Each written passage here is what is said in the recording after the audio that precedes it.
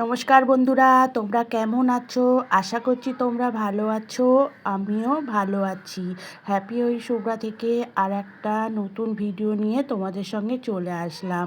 আমি আজকে কোনো ভিডিও দেখাবো না। আমি একটা ছোলা দিয়ে এঁচোড় রান্না করেছি। কালকে শনিবার ছিল, সেইটাই তোমাদের সঙ্গে মানে শনিবারে যেহেতু নিরামিষ, সেহেতু আমি এঁচোড়টা ছোলা দিয়েই রান্না করেছি। সেইটাই তোমাদের সঙ্গে শেয়ার করছি বন্ধুরা। তোমরা সবাই তো বানাতে পারো, আমি কি করে বানালাম সেইটাই তোমাদের সঙ্গে শেয়ার করছি, তোমরা দেখতে থাকো। ইঁচড় আর কালো ইঁচড়টা আমি বাজার থেকে কেটে নিয়ে এসেছিলাম, বাড়িতে কাটিনি। আমি ইঁচড় যখনই নিয়ে আসে বাজার থেকে কেটেই নিয়ে আসি। আর কালো ছোলাটা আমি রাতে ভিজিয়ে রেখেছিলাম, সেইটা আমি ইঁচড়ের সঙ্গে সিদ্ধ করে নিয়েছি। সিদ্ধ করে জল ফেলে ইঁচড় আর কালো ছোলাটা একদিকে রেখে দিয়ে আমি দেখো কড়াইতে সর্ষের তেল দিয়েছি আর জিরে ফোড়ন, একটা কাঁচা লঙ্কা দিয়েছি। তেজপাতা, দারচিনি, লবঙ্গ, এলাচ এগুলো তোমরা দিতে পারো। আমি দেইনি, আমি নর্মালভাবে সাদা মাটায় রান্না করেছি, বেশি কিছু দেইনি। আর দারচিনি, লবঙ্গ, এলাচ তো আমাদের বাড়িতে খুব একটা পছন্দ করে না, ওইদিকে দেইনি। আর ওইদিকে আমি মশলা করে রেখে দিয়েছিলাম টমেটো, আদা, যেহেতু আজকে নিরামিষ, অন্য কিছু দিতে পারবো না, তাই টমেটো আদা বেশি করে মশলা করে রেখে দিয়েছিলাম। সেইটাই তেলের মধ্যে দিয়ে আমি একটু নাড়াচাড়া করে নিচ্ছি। নাড়াচাড়া করে নিয়ে তারপরে নুন আর হলুদ দেবো বন্ধুরা। আর মশলাটা ভালো করে কষে নিতে হবে যাতে কাঁচা গন্ধ না বেরোয়, ওই জন্য আমি ভালো করে মশলাটা কষে নিয়েছি। নিয়ে তারপরে দেখো নুন, হলুদ, তারপর হচ্ছে কাশ্মীরের লঙ্কা গুঁড়ো আর জিরের গুঁড়ো, এগুলো আমি আর দুটো কাঁচা লঙ্কা, আগে যেহেতু একটা শুকনো লঙ্কা দিয়েছিলাম, এগুলো বেশি ঝাল হলে আমার মেয়ে আবার খেতে পারবে না। আমার মেয়ে খুব একটা ঝাল পছন্দ করে না, ছেলে পছন্দ করে কিন্তু মেয়ে পছন্দ করে না, ওই জন্য দুটো কাঁচা লঙ্কা, একটা শুকনো লঙ্কা দিয়েছি।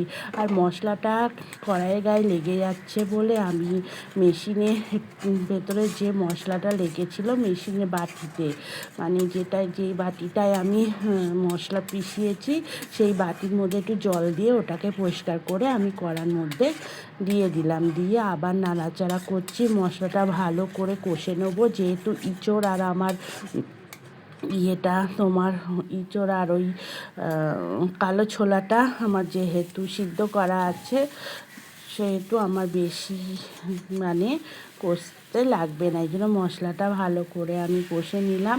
কষে নিয়ে দেখো ইঁচড়, কালো ছোলা আর আলু কিন্তু ওর সঙ্গে আমি সিদ্ধ করে নিয়েছি, যাতে ইঁচড় আর ছোলাটা সিদ্ধ হয়ে থাকবে। আলুটা যদি সিদ্ধ না হয়ে থাকে তাহলে খেতে ভালো লাগবে না, কেমন একটা কাঁচা কাঁচা মতো মনে হবে। ওই জন্য আমি ওর সঙ্গে আলুটাও সিদ্ধ করে নিয়েছি, কিন্তু আমি সব সিদ্ধ করে যেহেতু নিয়েছি, সেহেতু বেশিক্ষণ লাগবে না আমার রান্না করতে।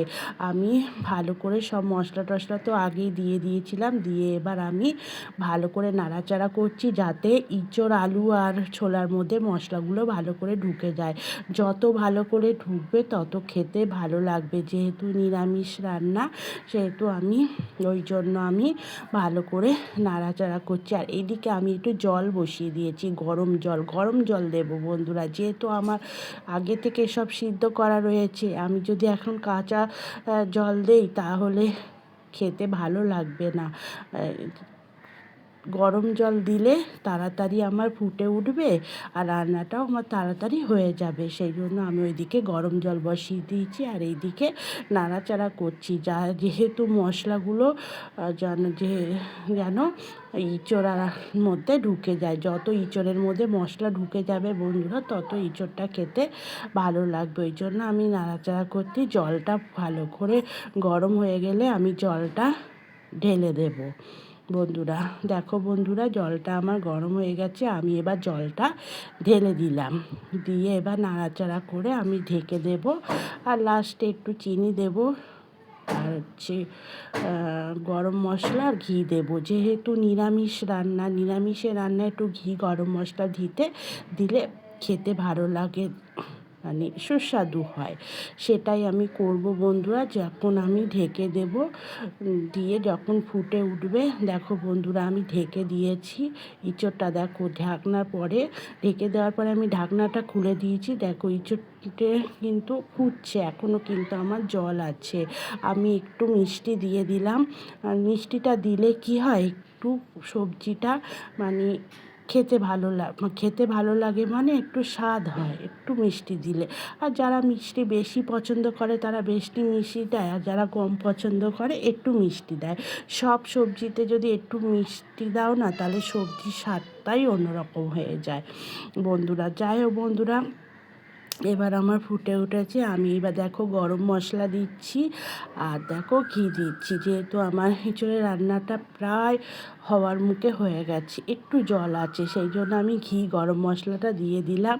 দিয়ে একটু নাড়াচাড়া করে আমি ঢেকে রাখবো। দেখবে তার মধ্যে আমার এঁচোড়টা হয়ে যাবে। যাই হোক বন্ধুরা, যদি আজকে আমার এঁচোড় রেসিপিটা ভালো লেগে থাকে, তারে একটা লাইক সাবস্ক্রাইবার করে পাশে থেকো। যারা আমার পুরনো বন্ধু তাদেরকে অসংখ্য ধন্যবাদ জানাই। আর যারা নতুন বন্ধু সবে আমার ভিডিওটা দেখছো, তারা একটা প্লিজ সাবস্ক্রাইবার করে আমার পাশে থেকো। আমিও তোমাদের পাশে থাকবো বন্ধুরা। যারা যারা প্রথম থেকে শেষ পর্যন্ত আমার ভিডিওটার সঙ্গে জুড়ে ছিলে, তাদেরকে অসংখ্য ধন্যবাদ জানাই। দেশ বিদেশ থেকে যারা যারা দেখছো, তাদেরকেও অসংখ্য ধন্যবাদ জানাই আমার রেসিপিটা দেখার জন্য। আর যারা প্রথম থেকে শেষ পর্যন্ত আমার ভিডিওয় জুড়ে ছিলে, তারা আমার ভিডিওতে একটা মিষ্টি কমেন্ট রেখে দিও। আমি সেই মিষ্টি কমেন্ট ধরে তোমাদের পরিবারে চলে যাব।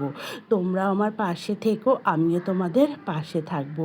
এখনকার মতো টাটা, বাই বাই। সবাই ভালো থেকো, সুস্থ থেকো, সাবধানে থেকো।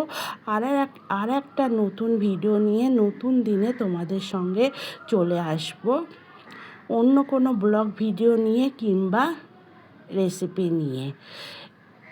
যাই হোক বন্ধুরা, দেখো কি সুন্দর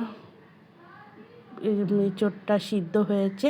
এখনকার মতো টাটা, বাই বাই। সুস্থ থেকো, ভালো থেকো, সাবধানে থেকো।